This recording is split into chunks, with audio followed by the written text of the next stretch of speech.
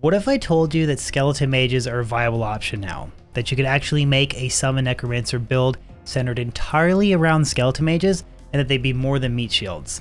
I swear to God, guys, this video is not clickbait. What's going on, Diablo 2 fans? My name is Dobrunsky, and today I want to talk about the Skeleton Mage Necromancer build from the D2R Reimagined mod. I'm partway through my first playthrough with this build, and it's honestly been the most fun that I've had playing Diablo 2 in a very, very long time. Skeleton mages that are more than just meat shields has been, at least for me, the ultimate Diablo dream. I still remember how let down I was playtesting the first iteration of Skeleton Mage buffs back when Blizzard was actively updating Diablo 2 Resurrected. Talk about an F tier build. But we can rejoice it's no longer an F tier build.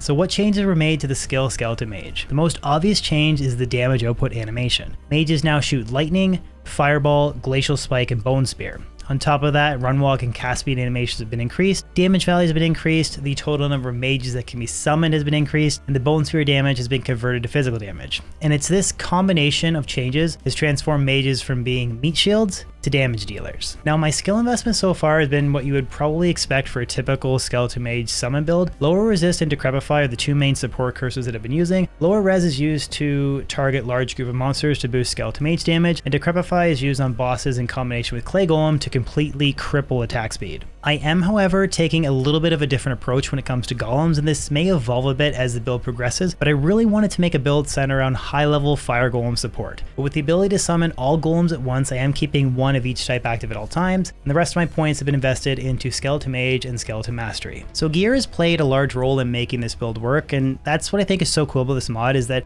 a ton of the new items that have been added seem like they're focused at addressing discrepancies in skills, and it sort of complements well to the balancing changes that have been made. So there's really 4 pieces of gear that I think have made this Necromancer build really take off, because I'm only level, I think, 42 or something, so this isn't an endgame build guide. But the first really powerful rune word that I've added is Shadow of Doubt. So Ellen Turrune, and it rolls a lot of crazy stats. So 1 to 3 summoning skills, 1 to 3 poison and bone, 1 to 3 curses, FCR, a couple other stats there, but the actual base itself had 1 to raise Skeleton Mage. So if I get lucky and get a +3 to raise Skeleton Mage base, and then roll this rune word, I can get +6 skills to Skeleton Mage, so really kind of boosting that overall damage output.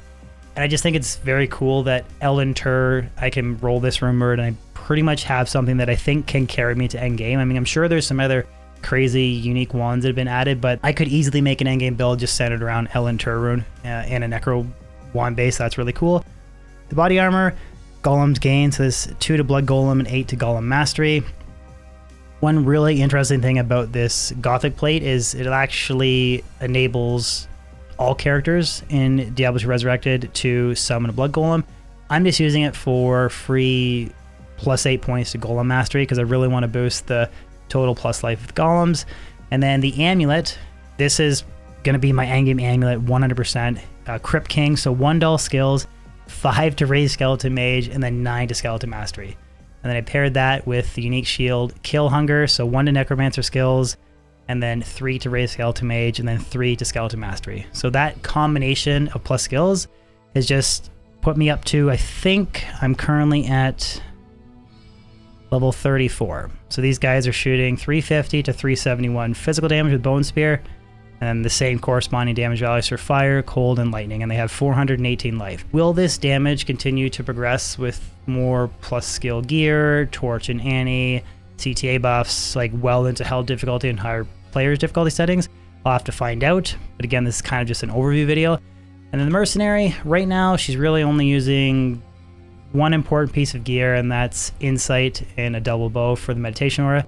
This is just so that I can repetitively spam lower resistance without running out of mana, because right now I have a pretty low mana pool. I think eventually I will turn an Insight rune word into an Iron Golem, and then I'll figure out some maybe Infinity Mercenary or something for more damage. I want to now kind of quickly showcase a Players 3 Eldritch and Shank run, so I'll do Eldritch on Players 3, and then I think I'm going to pull off all of my gear to show you guys not all the crazy plus skills, and then we'll go down and kill Shank, and just so you can kind of see what it's like to actually have a Skeleton Mage build that performs.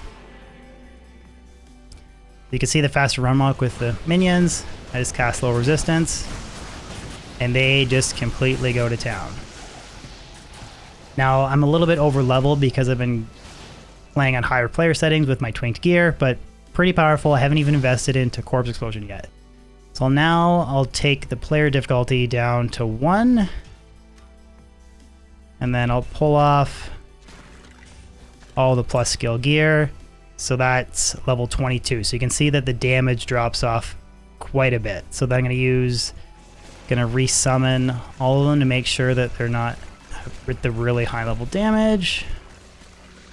So now I only have 9 instead of 13, but we'll run down, cast lower resistance, and you guys can kind of see, like, without really high level plus skill gear, how they perform in normal difficulty.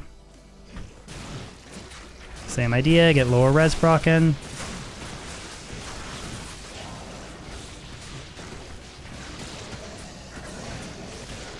So still pretty decent clear speed, I would say. Players 1, 22 skill points.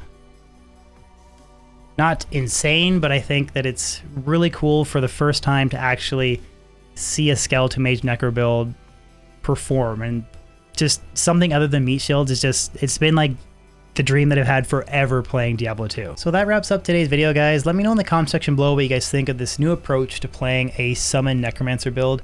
Don't forget to also check out my Twitch streams or YouTube streams if you prefer. I started simulcasting on both platforms. If you do prefer to watch the VODs on YouTube, you can do so under the D2R Past Streams playlist. I'm really looking forward to playtesting a lot of these new builds live. And if you watched all the way to the end of this video, I'm going to share a sneak peek of an item that I'm going to use to build an Uber Tristram build around. Other than that, guys, I hope you enjoyed the video, and I'll catch you guys on the next video or live stream. Peace out.